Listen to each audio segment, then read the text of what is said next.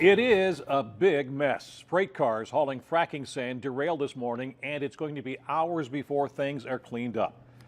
Good evening. Some of those cars came to rest just feet away from some homes that sit near the tracks. Those cars went off the rails about 7:40 a.m. near the crossing of East Penn Street in Uniontown. Ross Gadati joins us live from the scene with the very latest tonight. Ross. Yeah, there is still such a mess to clean up. This was an 80-car fracking sand train, and I'm going to show you what fracking sand looks like. This is from the crash scene. It's very, very fine sand. As you can see here, that's one cup of it. There is literally 80 cars, 7 of them which fell over, creating what we're dealing with tonight.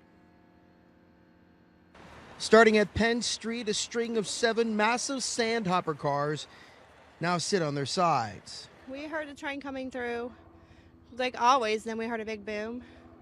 We all jumped and ran, and there it was, laying in our yard. The Uniontown derailment occurred about 7:40. A few of the cars hauling up to 135,000 pounds of fracking sand lay just a few feet short of occupied homes.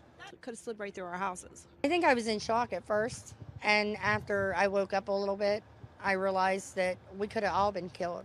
Soon after the wreck was considered safe, crews vacuumed out the sand, and then heavy equipment stood by, waiting to re-rail the damaged cars. There are some hazmats that travel across this rail too. I think we live too close to it. We are now moving. I just wonder when it's going to happen again, if we're going to be this lucky next time. All right, Southwestern Pennsylvania Railroad is running this particular line.